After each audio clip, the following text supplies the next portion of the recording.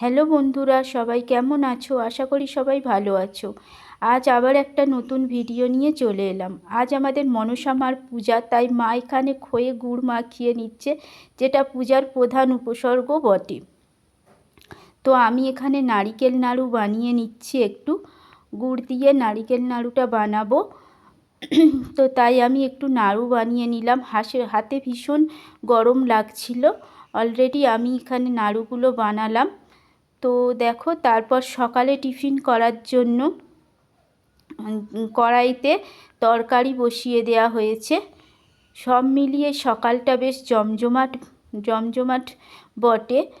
তো সবাই দেখো, এই পূজা হয় এবং আজকের আমাদের গ্রামের কিছু ঠাকুর তোমাদের দেখাবো। যেখানে এই দশহরা পূজাটা হয় সেটা ঘুরে তোমাদের দেখাবো।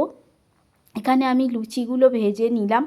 অলরেডি আমাদের ঠাকুর মশাই এসে গিয়েছে। প্রচণ্ড রোদের কারণে উনি ছাতা মাথায় দিয়ে পূজা করছে এবং মনসা মার পূজা হচ্ছে, তোমরা দেখছো।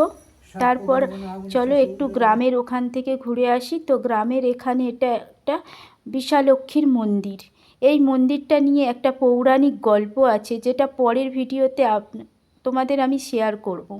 এটা আমাদের বাবা মহাদেবের মন্দির, যেটা অতি পুরানো মন্দির। নতুন করে এটার ডেকোরেশন করা হয়েছে।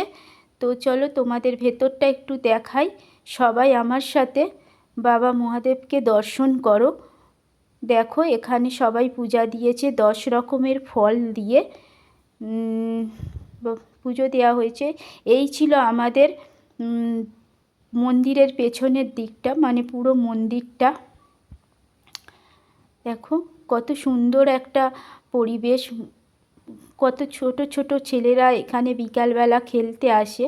তো আমি যখন ভিডিও করছিলাম তখন দুপুরবেলা, তাই কেউ ছিল না। এই ছিল আমাদের বিশালক্ষীর মন্দির, যেটা একটা বনের মধ্যে দিয়ে বিশালক্ষী মন্দির রয়েছে। তো চলো, আজ এই পর্যন্তই। আমি বাড়ি যাই। ততক্ষণ পর্যন্ত তোমরা ভালো থেকো, সুস্থ থেকো এবং নিজের খেয়াল রেখো। ধন্যবাদ।